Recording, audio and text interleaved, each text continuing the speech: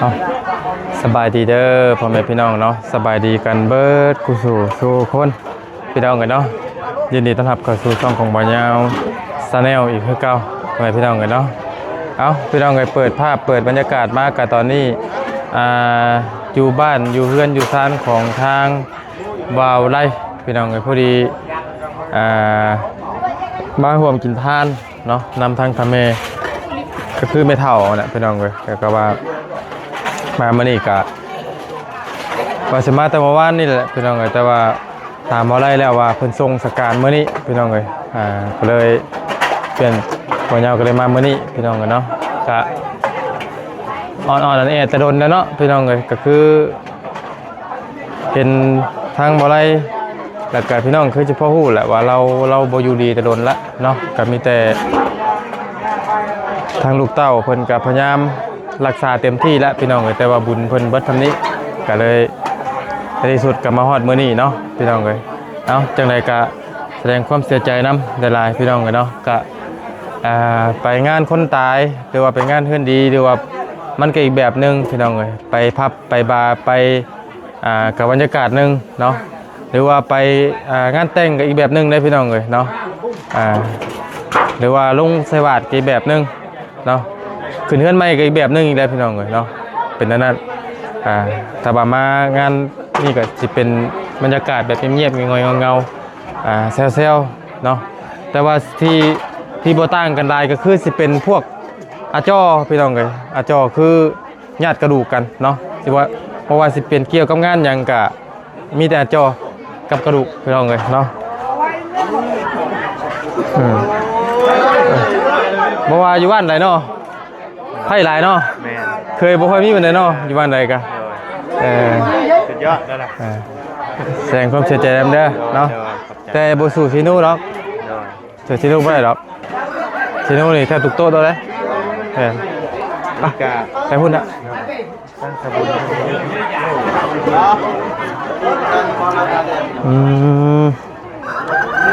สลองไงเนาะสบายดีเด้อสบายดีโดยกินข้าวจะโดยเยอะถ้าว่ายังไม่ทันได้กินว่างเลยก็ยังไม่ทันได้กินยังไม่ทันได้กินขอยังไม่ทันได้กินไม่มาจะโดยเด้อจะมาจ่าเจอนี่กินแล้วเป็นบอกได้เสียงเขาอันมาล่ะตรงนั้นก็มีเสียงเขาอันมาเราไปเหมือนกับเสียงเสียงไงนี่นะเสียงมันไวเสียงมันไวเฮ็ดให้มันช้าเสียงมันไวนั่นแหละแต่ว่ามันตับปะพอดีนั่นพี่น้องเลย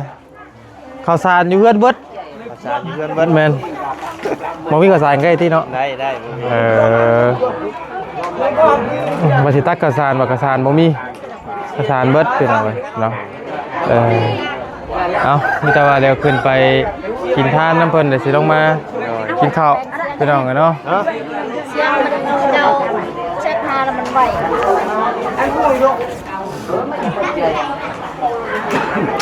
โอ้ยเป็นอย่างนี้สามท่านฮะไวเจ็บหัวกินตอนนั้นเราเรื่องแต่บางก็เอาแล้วได้มันใบอะไรเงี้ยบ่ฮู้พอกับบ่เคยจะเทื่อเคยเฮ็ดด้วยกับผู้เคยเฮ็ดนี่ต้องให้ผู้สาวเฮ็ดเนาะสาวสำน้อยนะเฮ็ดนั่นเลยไอ้เด้ก็จะได้นะ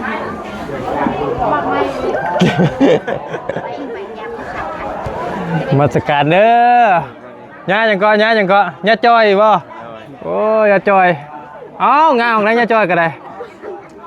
ย่าจ้อยบวชเนาะพี่น้องเอ้ยเดี๋ยวว่าสายาเพิ่นก็คือโจรกับใจแล้วเป็นหยังก็กับเป็นลานเนาะคนนี้น่าจะเป็นทั้งนาสาวหรือว่าแม่นบ่เช้าลานเป็นลาน ไป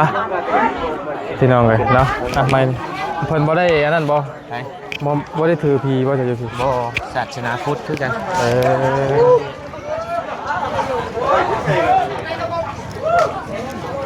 บ่ได้อันถือพีเนาะ แม่ศาสนาพุทธคือกันทางนี้กันเอาไว้ว่าย่าพูสูงต่ำสูงต่ำ ตามบ่ เอาเลยเมาเลยบ่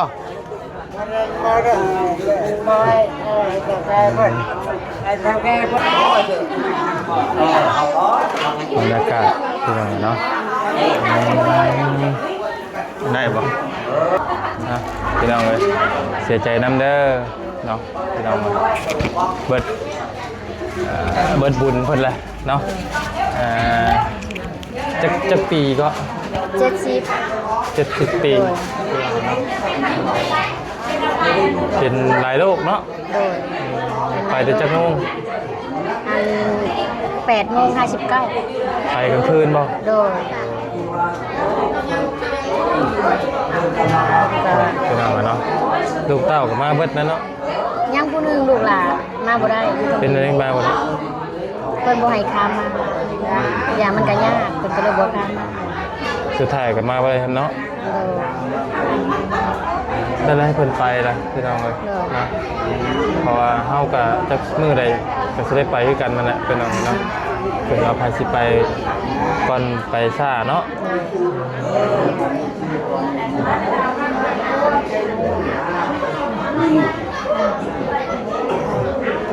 ส่งสการมื้อนี้พี่น้องเนาะ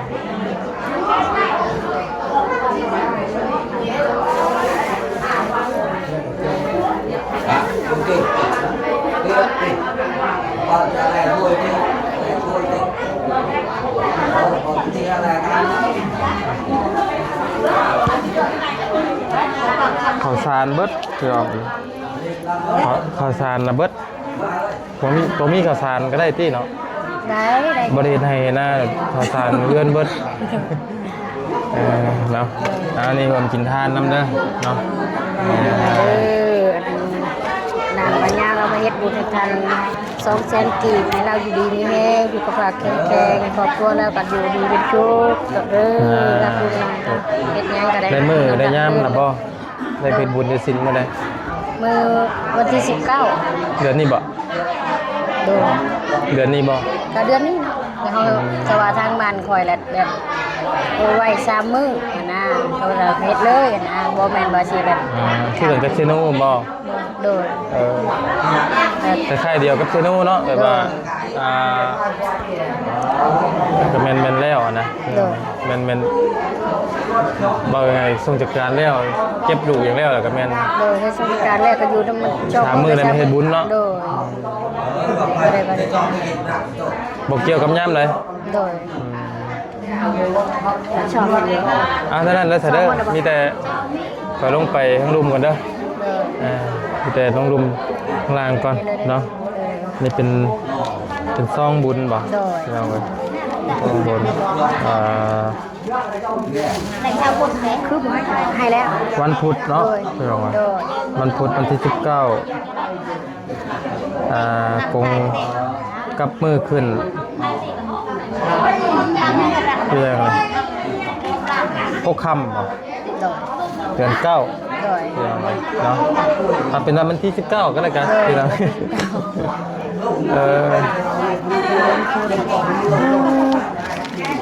ไปมีแต่ต้องไปถ่ายรูปนะฮ้อนครับเพื่อนเลยอากาศฮ้อนเนาะ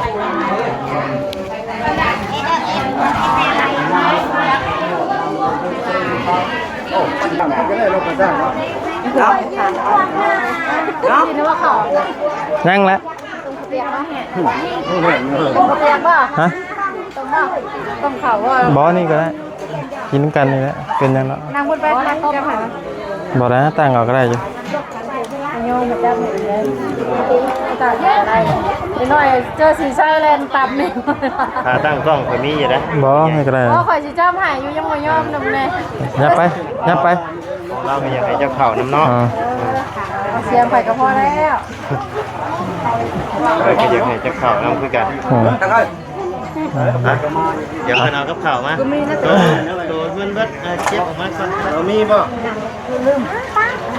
หมักใหญ่บ่ ถืออยู่ แล้วหมักใหญ่ยาวนะหมักสั้นด้วยแต่ว่าหมักใหญ่ได้จังปานนั้น ถือเด้เป็นปอบได้เจ้า ชาตะเกาเห็นหมักใหญ่ เป็นได้ปอก ฮะ เป็นไปได้ปอก ทำยังไง เลยเห็นปอกเป็นยังไงดิบอกได้ว่าปอก ทุกมื้อนี้ต้องทำนั่นได้แม่นบ่ คอยลงท่าเขายังถามไปยายว่ากัน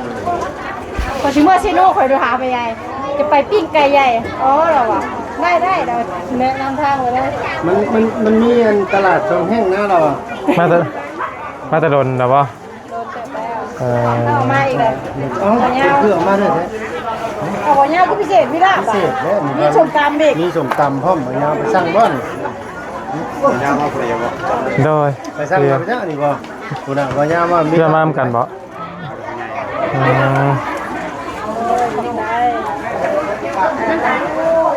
อืม ใช้งานเนี่ยโอ้ได้ ได้ ได้ ได้ ทำเพียงอย่างน้อยมานั่งพี่ก็ได้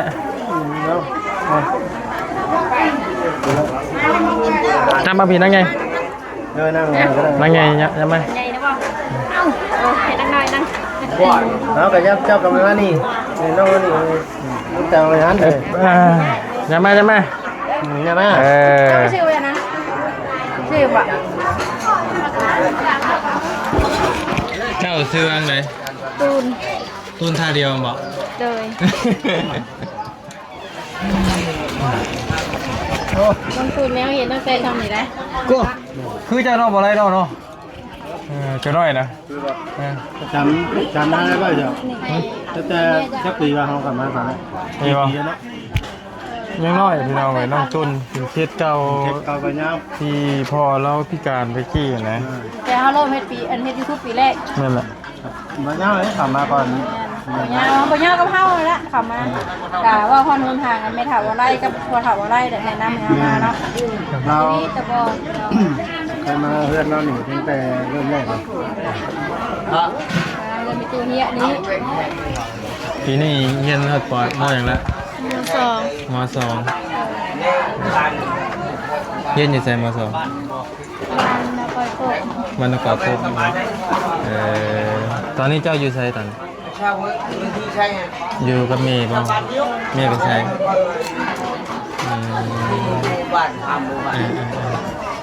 ได้จะเตือนนะพออันพอจะเสีย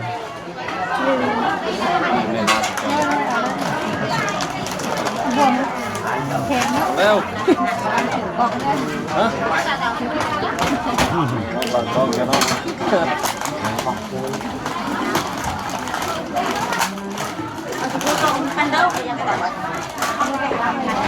น้องตุนเป็นน้องไงเนาะ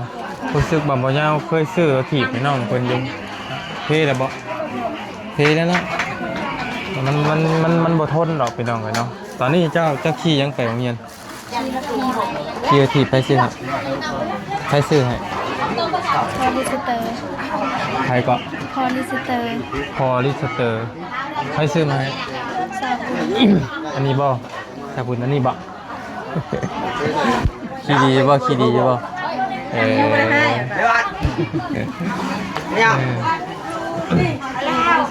ทางน้องตุนพี่น้องเนาะกะพี่น้องคือสิพ่อฮู้ดีกะตอนที่พ่อเราเสียชีวิตไปนั่นแหละเนาะตอนนี้กะถือว่าเป็นเรียกว่าเป็นเด็กน้อยกำพร้าเนาะพี่น้องกำพร้าพ่อเนาะคำว่ากำพร้อยนี่คือสิเป็นบ่ยาวพี่น้องเนาะ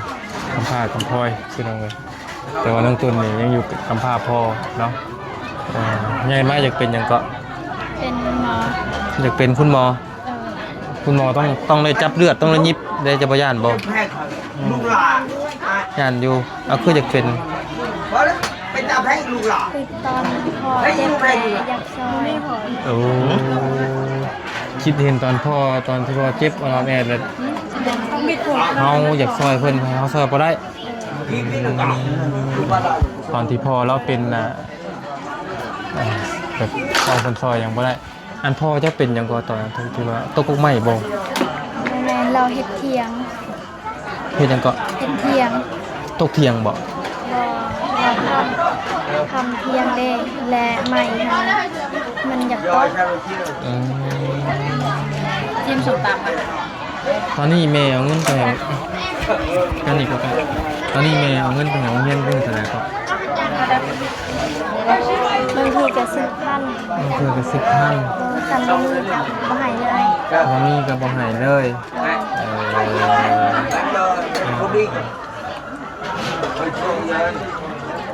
10,000ไปซื้อหยัง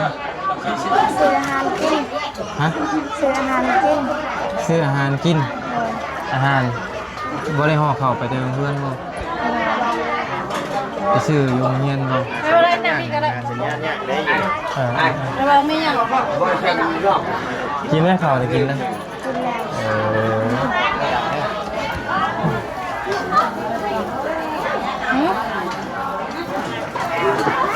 น้องตุนเป็นอะไรเนาะเอาเฮ็ดบุญน้ำกัน มันน่านอนกินได้ยังไง เฮ็ดบุญน้ำกันเด้อน้องตุนเด้อ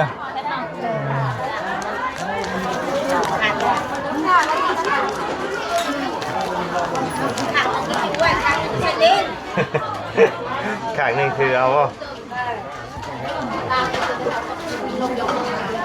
ฮะเอามาจะเหนือคุณได้ อาระวังหาไปของเฮียนเด้อสภาพอยู่คือกันเนาะก็เฮ็ดจังได๋ผู้นึงเนาะ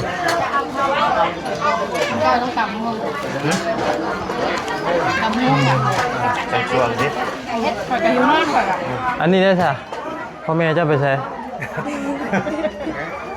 พ่อแม่ไปใช้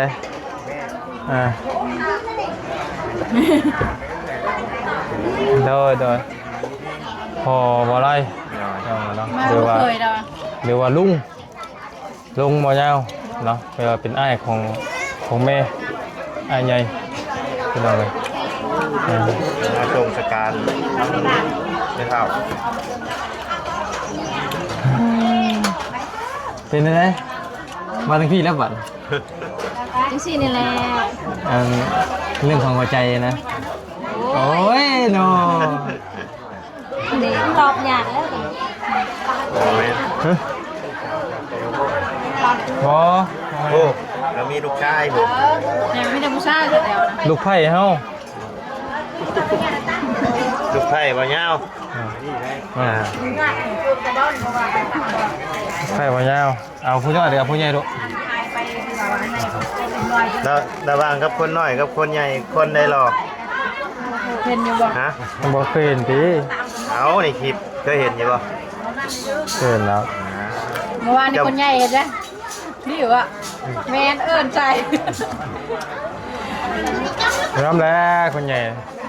ว่าอย่างไรก็ไม่ได้มันสิใส่อย่างเดียว พี่นายก็โยก แล้วก็เขาไอ้แพ้ทั้งวันนี่ เท่มากบ่ ฮะ โมเมนต์เนาะโมซินน่ะเนาะ แพ้ กล้าเว่าแล้วเว่าอะไรก็จะมันใส่ใหญ่นะ แต่ก่อนนิดหน่อยเขายังบุกล้าบ่แม่นยังครับบ่เลย เขาฟังบ่ กับกูพัก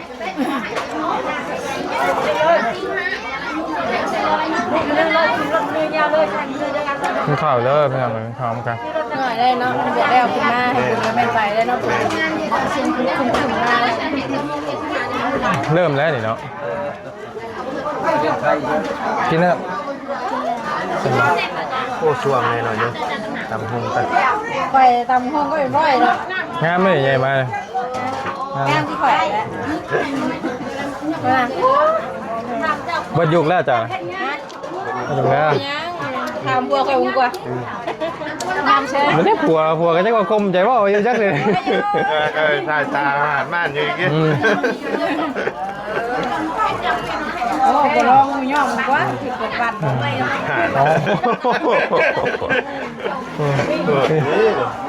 มีใส่ความรุนแรงเนาะ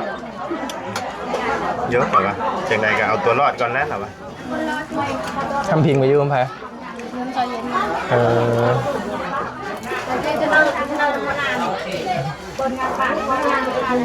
อสเตลเลยยังบ่ตอบอยู่กิน ว่าทำไมถึงอ่ะ ทำไมลืมดับ ย่าบ่ เป็นของกองลืมแล้ว ดอกพันอีกหน่อยแล้วปัญญา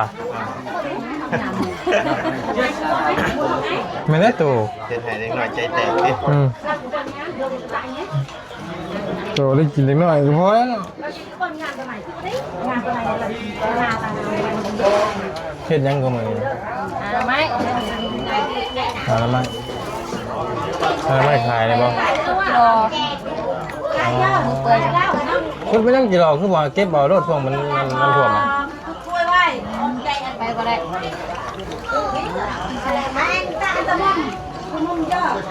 ช่วงที่น้ำท่วมเก็บบ่อก็ได้เนาะ บ่ได้ออกไปเพื่อนชำนาญอังมัดผิด ช่วงไหนก็เตรียมได้เนาะ เป็นป้าเยอะเลยแม่ นี่ข้าวเด้อพี่น้องข้างไข่เฮ็ดได้เลยข้างไข่ ต้ม ข้างระเบิดได้จ้ะ เนาะ ไปทิม จุดบ่ จุด เขา บ้าพออยากกูว่าแล้วต้องตอบไปดิเจ็บนะ เดี๋ยวทานไข่เนาะ คนเป็นลายได้เดี๋ยว ไข่ นี้ ด้วยเท่านั้นนะ ระวังเด้อคนเป็นลายเด้อ ประตู เดี๋ยวมันติดกันได้เลย แม่นบ่ เอาทางดุน ทำบอกไหม ตูนอย่างงับเลยตูนอย่างงับเรา จักปีได้ปีนี้โอ้ทำกันกำลังกะทิได้ 13แต่น้อยกว่าน้ำชายเราน้ำชาย11 ปีชายไง น้ำทรายคนตัวใหญ่เนาะ น้ำชายหาชิมอขึ้นที่นี่มอ2อันม.1จากที่13ปลายยังกลัวแล้วบ่อะไรเนี่ย ยืนบอกเรื่องอะไร โคยเด้แบบคือข่อยตะกี้แล้วเงินหมู่ข่อยตะกี้ไปน้ำกันนี่บ่ได้อันบ่ได้แล้วบ่ได้ไปน้ำกันแล้วรุ่นเดียวกันไปรุ่นอ้ายคือว่าน้ำเขาบ่ลงบ่ทรายผู้อ้ายเขาบ่ทรายน้ำเขาเสือลงเสือเพ่นหรือว่าไปน้ำเขายังไง โซนาอย่ามันสิเด็ก เป็นงาน งานเนาะ เป็นงานอย่าว่าเมื่อยซื้อ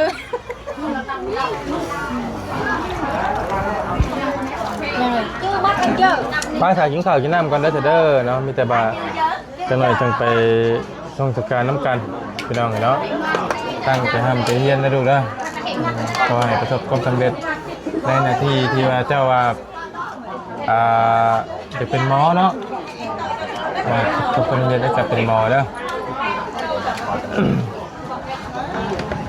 ไปพี่น้อง